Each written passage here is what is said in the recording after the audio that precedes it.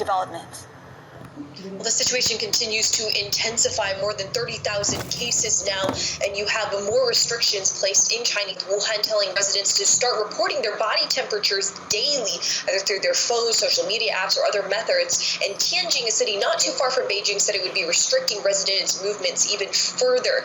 Now, the big piece of news today is that the Chinese doctor, who was one of the first to warn about the coronavirus in Wuhan, has died after being infected himself. He became very well known after posting a warning on social media in early December about a SARS-like illness. Days after he was posting that, he was then reprimanded by police for rumor mongering online. He has since become a symbol in China for the failings of the government to act faster in the initial stages, and it really crystallizes the fears, frustrations, and angers that people are really feeling about the government response to this thus far. Meantime, you do have Beijing becoming increasingly angry at other countries for the unprecedented travel crackdown. Right now, there are about 14 countries and territories from the U.S. to India and Hong Kong that have put in place some sort of China-related restrictions. You had the foreign ministry spokesperson say that this is stoking panic among the public.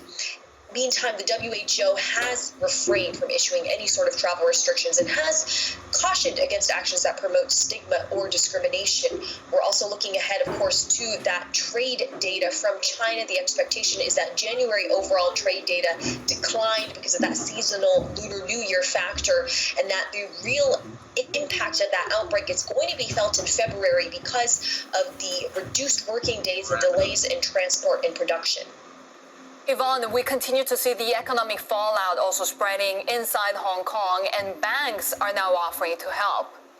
Yeah, the HKMA is saying banks will be rolling out temporary measures for their customers to tide them over during this difficult time. Measures that we're hearing on the likes of loan help, restructuring some of those repayment schedules for corporate loans, reducing fees for credit card borrowing, and a moratorium on residential and commercial mortgages. So more help on the way potentially for these local businesses have already been reeling from these anti-government protests much of last year. And we continue to see businesses see this coronavirus as a threat. Wynn Resorts saying that it's losing $2.5 million a day from this 15-day shutdown in Macau that is happening right now. The CEO, Matt Maddox, says it's too early to say, even after this 15-day shutdown, when they will start to reopen. And this is after they reported fourth quarter earnings that already missed estimates when it came to revenue and posting that surprise loss. Melco Resorts, I should say, also now reassessing all of its investments or non-core investments.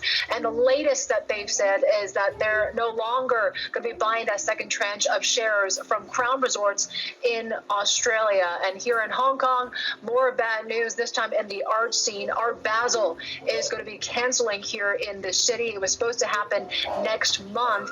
The organizers say it was due to health and safety concerns, impact on international travel, obviously a factor here. And when it came to logistical challenges, they said it was going to be severe in terms of the buildup of this event and when it came to the movement of art. I guess there was no surprise on this decision. A lot of art dealers were already calling for this event to cancel, but yet another hit to the tourism industry here.